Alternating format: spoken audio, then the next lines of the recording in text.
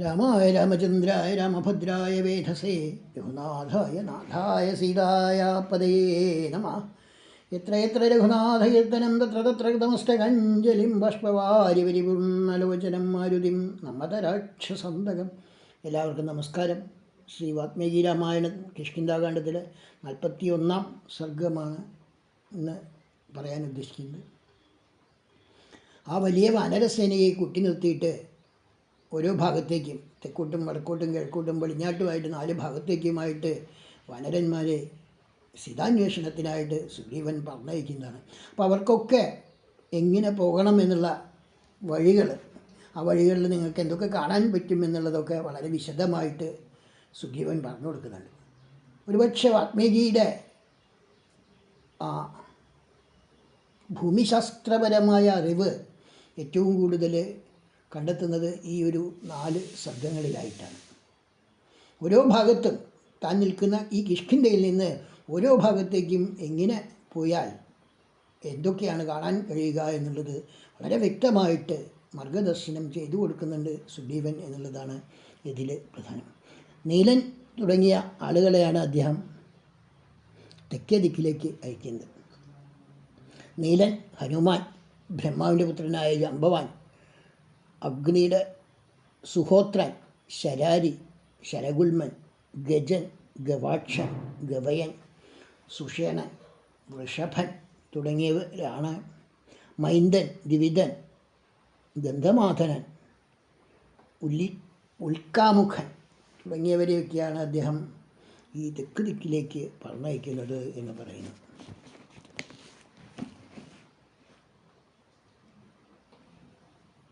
ഇവരെ ആ വാനരരാജ്യൻ അംഗദനെയാണ് ഇവരുടെ നേതാവായിട്ട് നിയമിച്ചത്.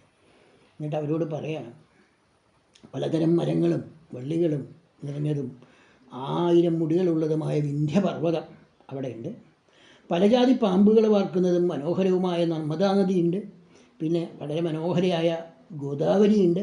കൃഷ്ണവേണി എന്ന് പറയുന്ന മഹാനദിയുണ്ട്. വരദ എന്ന നദിയുണ്ട്. പെരുമ്പാമ്പുകൾ പാർക്കുന്ന മഹാഭാഗ എന്ന സ്ഥലമുണ്ട്. ഉൽക്കലം, ദശാർണം, അഭ്രവന്തി, അവന്തി, വിദർഭം, കൃഷ്ടീകം, നാഹിഷ്കരം തുടങ്ങിയ നഗരങ്ങൾ അവിടെയുണ്ട്. ദണ്ഡകാരണ്യത്തിലെ കുന്നുകളും പുഴകളും ഗുഹകളും ഗോദാവരി നദിയും എല്ലാം തിരയുക. അതിനും ശേഷമുള്ള സ്ഥലങ്ങളായിട്ട് പറയുന്നു ആന്ധ്ര, പുണ്ട്രം, ചോളം, പാണ്ഡ്യം, കേരളം എന്ന് പറയുന്ന രാജ്യങ്ങളും അതിനപ്പുറത്തായിട്ടുണ്ട് എന്ന്. പൂത്ത കാടുകളും ധാതുവർഗ്ഗങ്ങളും വിചിത്ര ശിഖരങ്ങളുമുള്ള അയോമുഖം എന്ന് പറയുന്നൊരു പർവ്വതമുണ്ട് അവിടെ നിങ്ങൾ പോകണം. അതുപോലെ നല്ല ചന്ദനക്കാടുകളുള്ള മലയപർവ്വതത്തിൽ നിങ്ങൾ നോക്കണം. പിന്നെ ദിവ്യവും തിളനീർ നിറഞ്ഞതുമായ അപ്സരസുകളൊക്കെ കുളിക്കാൻ വരുന്നതായ കാവേരി എന്ന് പറയുന്ന നദിയുണ്ട്. അത് നിങ്ങൾക്ക് കാണാം. മലയപർവ്വതത്തിൻ്റെ മുകളിൽ താമസിക്കുന്ന അഗസ്ത്യ മഹർഷിയെ നിങ്ങൾ ചെന്ന് സന്ദർശിക്കണം.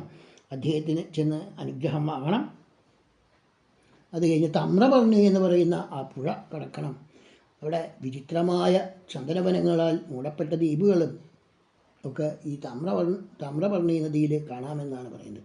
പിന്നെ പാണ്ഡ്യന്മാരുടെ ദിവ്യമായ ദേശം, അവിടെയൊക്കെ മുത്തുമണികളെ കൊണ്ടൊക്കെ അലങ്കരിച്ചുള്ളതാണ് പാണ്ഡ്യന്മാരുടെ ദേശം എന്ന് ആണ് പറയുന്നത്.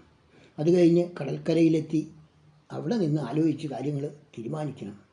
കടലിൽ അഗസ്ത്യൻ സ്ഥാപിച്ചതും പലതരം മരങ്ങൾ നിറഞ്ഞതും സുന്ദരവുമായ മഹേന്ദ്രം എന്ന് പറയുന്ന ഒരു പർവ്വതമുണ്ട്. അതുപോലെ അതിൽ ഋഷിമാർ, അപ്സരസുകൾ, യക്ഷന്മാർ, ഗന്ധർവന്മാർ, സിദ്ധചാരണന്മാർ എല്ലാവരും വന്ന് അവിടെ താമസിക്കാറുണ്ട്. ദേവേന്ദ്രനും വിശിഷ്ട ദിവസങ്ങളിൽ അവിടെ സന്ദർശിക്കുക പതിവാണ്. അങ്ങനെ അതിൻ്റെ അപ്പുറത്ത് 100 യോജന വിസ്തൃതവും മനുഷ്യന്മാർക്ക് അപ്രാപ്യവുമായ ഒരു ദ്വീപുണ്ട്. അവിടെയും നിങ്ങൾ പോയി അന്വേഷിക്കണം. ഇവിടെ വിശേഷിച്ചും ശ്രദ്ധയോടുകൂടി അന്വേഷിക്കണം. കാരണം ഇവിടെയാണ് ആ ദേവന്മാരാലും എല്ലാം അവധ്യനായിട്ടുള്ള രാക്ഷസ രാജാവ് രാവണൻ താമസിക്കുന്നത് എന്നാണ് പറയുന്നത്. ഇവിടേക്ക് പോകുമ്പോൾ മാർഗത്തിൽ ആ തെക്കേക്കടലിൽ നിഴൽ പിടിച്ച് വലിച്ചു തിന്നുന്ന അങ്കാരക എന്ന് പറയുന്ന ഒരു രാക്ഷസിയുണ്ട്. ഇവിടെ നമ്മൾ പിന്നീട് കാണുന്നുണ്ട്. ഹനുമാനെ പിടിക്കുന്നതും ഹനുമാൻ ചവിട്ടിക്കൊല്ലുന്നതും ഒക്കെ ആയിട്ട് നമ്മൾ കേൾക്കുന്നുണ്ട്. ഇങ്ങനെ ഉള്ള ഈ സ്ഥലങ്ങളൊക്കെ അന്വേഷിച്ച് നിങ്ങൾ സീതാദേവിയെ കണ്ടെത്താൻ വേണ്ടി ശ്രമിക്കണം.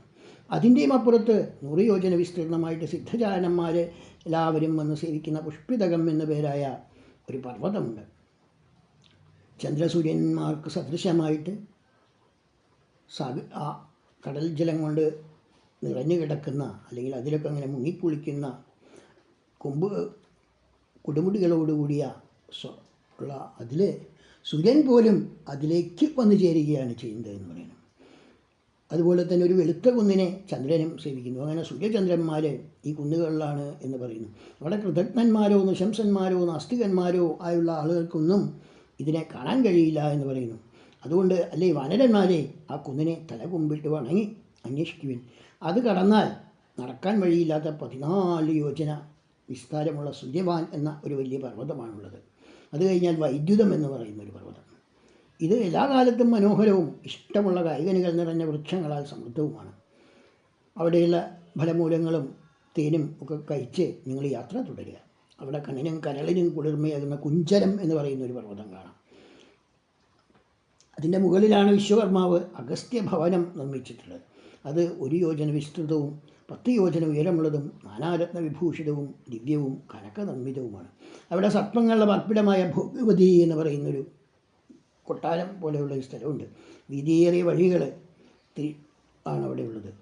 വളരെ തീക്ഷ്ണമായ പല്ലുകളുള്ള ഘോരങ്ങളും മഹാവിഷങ്ങളോടുകൂടിയുമായ സർപ്പങ്ങൾ അതിനെ ചുറ്റി നിൽക്കുന്നു. അതിൻ്റെ അടുത്തേക്ക് ചെല്ലാൻ വിഷമമാണ്. മഹാഘോരനായ സർപ്പരാജൻ വാസുകി അവിടെയാണ് താമസിക്കുന്നത്. അവിടെയും പോയി അന്വേഷിക്കണം. അതിനടുത്തുള്ള എല്ലാ ഗൂഢപ്രദേശങ്ങളിലും നിങ്ങൾ പോകണം.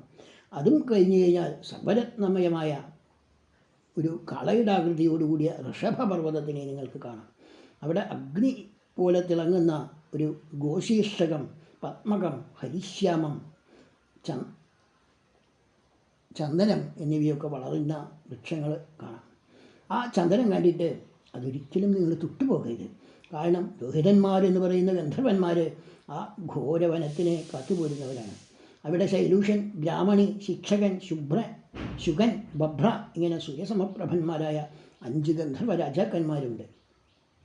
ഭൂമിയുടെ അവസാനത്തിൽ സ്വർഗം നേടിയവരും എടുക്കാനാവാത്തവരും പുണ്യകർമാക്കളും സൂര്യനെയും ചന്ദ്രനെയും അഗ്നിയെയും പോലെയുള്ള രൂപമുള്ളവരുമായ അവരുടെ വാസസ്ഥാനമാണത്. അതിനപ്പുറത്ത് നിങ്ങൾക്ക് പോകാൻ പറ്റില്ല. അവിടെ ഭയങ്കരമായ പിതൃലോകമാണ്. യമൻ്റെ ആ രാജധാനി കടുത്ത ഇരുളിലാണുള്ളത്. അല്ലെ വാനരവീരന്മാരെ, ഇത്രയൊക്കെ നിങ്ങൾക്ക് പോകാനുള്ള മാർഗമായിട്ട് എനിക്ക് പറഞ്ഞു തരാൻ കഴിയും. അതിനപ്പുറത്തുള്ളതിനെപ്പറ്റി എനിക്ക് അറിവില്ല എന്നർത്ഥം. എന്തായാലും നിങ്ങൾ സീതയെ കണ്ടു എന്ന് പറഞ്ഞ് 1 മാസത്തിനകം ആരാണോ തിരിച്ചു വരുന്നത് അവരാണ് എനിക്ക് ഏറ്റവും പ്രിയപ്പെട്ടവരായിട്ട് ഉള്ളത്. ഇനി